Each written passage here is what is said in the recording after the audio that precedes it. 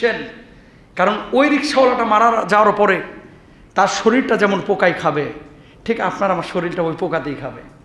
ওর পেটের মধ্যে যেমন ময়লা আছে, ওই আমার পেটের মধ্যে সেই ময়লায় আছে। এত হ্যাডাম দেখেন কেন? হ্যাডামের কিচ্ছু নাই। আপনি মানুষ, সেও মানুষ।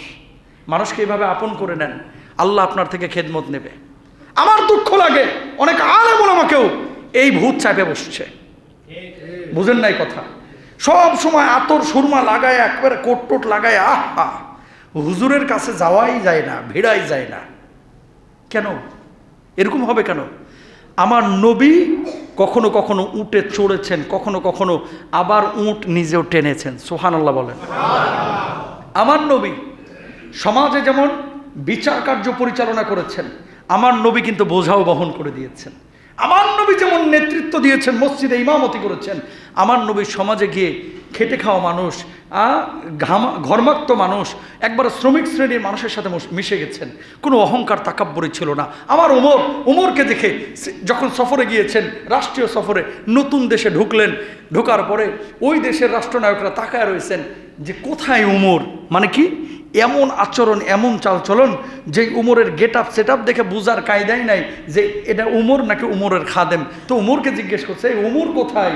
রাষ্ট্রনায়ক, অর্ধজাহানের রাষ্ট্রনায়ক উমরটা কোথায়? তো উমর রাদিয়াল্লাহু তাআলা আনহু মুচকে হাসতেছেন যে উমরকে জিজ্ঞায় উমর কোথায়, তার মানে উমর ঠিক জায়গাতে আছে। উমর হ্যাডম দেখায় নাই, উমর সাধারণ মানুষের সাথে মিশে গেছে। আমরা যতদিন পর্যন্ত আপনাদের মতো সাধারণ মানুষের সাথে মিশতে না পারবো, কাঁধে কাঁধ মিলিয়ে কাজ করতে না পারবো, যতদিন পর্যন্ত এই মার দেওয়া পাঞ্জাবির ভাঁজ ভাঙতে না পারবো, ততদিন পর্যন্ত দিনের বৃহৎ কাজ আল্লাহ তাআলা আমাদের থেকে নিবেন না। দুনিয়া কি শুধুই মসজিদ মাদ্রাসা? কথা বলেন না, বুঝেন নাই? এখন কোনো হুজুর বা আলেম আমরা যদি মনে করি যে মসজিদটাই গোটা দুনিয়া, ওর ইমামতি করার যোগ্যতাই নাই। কথা বলেন না কেন? কোন হুজুর যদি মনে করে মাদ্রাসাটাই হচ্ছে গোটা পৃথিবী, ও হুজুর হওয়ার যোগ্যতা নাই। আপনাকে ভাবতে হবে রিক্সাওয়ালা নিয়ে, আপনাকে ভাবতে হবে উম্মাকে নিয়ে। ওয়ান উম্মা কনসেপ্ট, আমরা এক নবীর উম্মত, আমাদের আল্লাহ এক, আমাদের কোরআন এক, আমাদের নবী এক। সুতরাং আলেম ওলামা চতুর্মুখী কাজ করবে, তারা সমাজের মানুষের সাথে এভাবে মিশে যাবে। আল্লাহু আকবার। এই দরদ যতদিন পর্যন্ত আমাদের লিডারদের, আমাদের আলেমদের ছিল, ততদিন পর্যন্ত আল্লাহ তাআলা দ্বীনের বিজয় দিচ্ছে। আর যখন আমরা ঘরে ঢুকে গেছি, আমার বড় কষ্ট লাগে ভাই যখন কেউ বলে আলহামদুলিল্লাহ আমি খুব ভালো আছি, খাচ্ছি দাচ্ছি ঘুমাচ্ছি। ভাই শুধু খাওয়া দাওয়া ঘুমানো এটার জন্য আল্লাহ আপনারা পাঠান নাই, তাহলে ওই পশুর জীবন আর আপনার জীবনে, আমার জীবনে কোনো পার্থক্য থাকে না। আপনি দিনের জন্য কি করলেন? আপনি মানুষের জন্য কি করলেন? আপনি মারা যাওয়ার পরে আমার আল্লাহর জন্য কি রেখে গেলেন?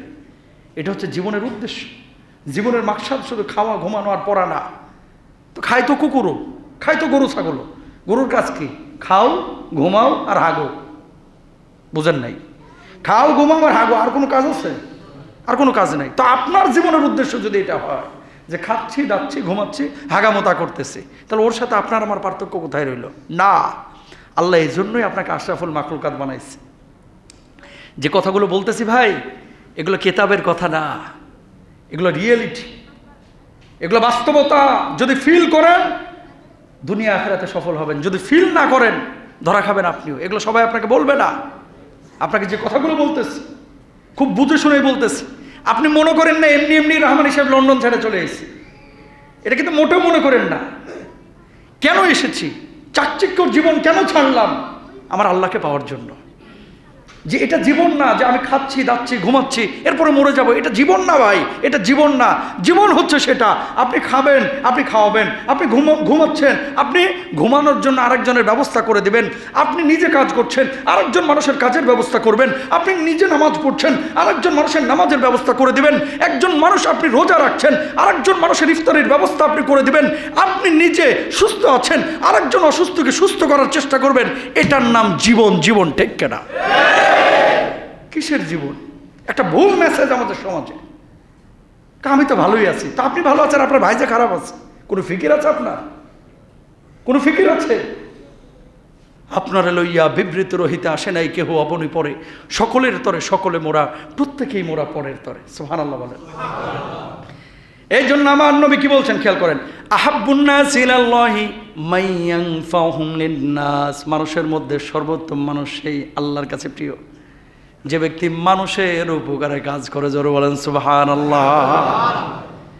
একজন মানুষ নামাজ পড়ে না, আপনার ন্যূনতম যদি এই আকীদা চিন্তা না থাকে, আরে আমার ভাইটা জাহান্নামে যাবে, আমার বাড়ির পাশে বাড়ি, তার আমি একটু নামাজের দাওয়াত দিতে পারলাম না, যদি এই টেন্ডেন্সি না থাকে, আপনিও এখনো দিন বোঝেন নাই, ইসলাম বোঝেন নাই। এই জন্য আল্লাহ বলছে কি, আকিমুস সালাহ, নামাজ কায়েম করো, নিজে পড়ো, অন্যকে নিয়ে পড়ো। সুবহানাল্লাহ।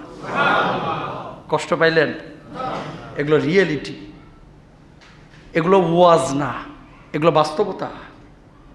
বুঝতে হবে আপনাকে যে কোথায় যাচ্ছি, কি ছিল আমাদের মাকসাদ, আর কোথায় যাচ্ছি আমরা। আল্লাহ রহম করুক, আমিন বলেন। তো যখন কিয়ামতের ময়দানে